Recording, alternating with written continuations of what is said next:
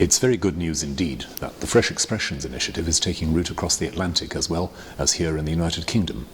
And I want to send my very best wishes and blessings and prayers to the conferences that are happening in Canada.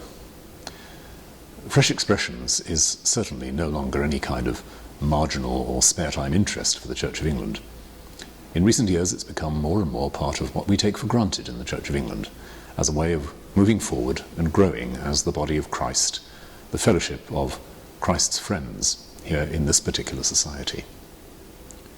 The inspiration of Fresh Expressions came from a sense that God was already doing things in assembling people to explore his meanings, his purposes, to explore one another, to rediscover what it meant to be a church. And out of that very diverse, very diffuse experience, we gradually began to pull together a sense of what a mission-shaped church might look like, to borrow the title of Bishop Graham Cray's wonderful report on this.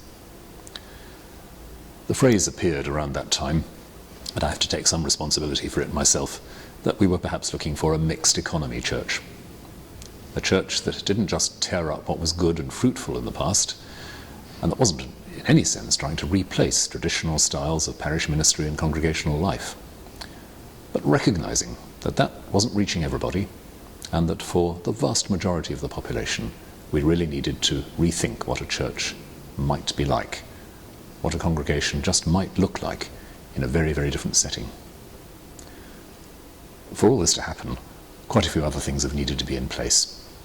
We've been very richly blessed with the ministry of those who've led the Fresh Expressions initiative here in the UK. And that's been generously supported by private donors and generously owned by the church itself. It's also involved rethinking a bit what we expect of ordained ministry. Because for these new styles of church life to flourish, we need something of a new style of ordained ministry. We need people with pioneering skills, with entrepreneurial skills, people perhaps a little bit more willing to take risks than some traditional clergy might have been in the past. But the great message is that this can be done together.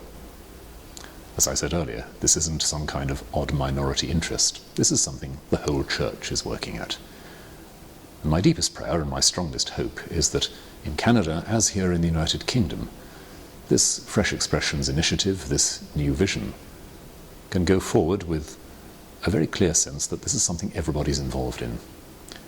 Whether you favour, whether you feel at home with inherited styles of church life and worship, or whether you're looking for something a bit different, it's the same church, it's the same gospel, it's the same Lord. So we have to learn from each other, we have to give each other space and time, we have to celebrate each other.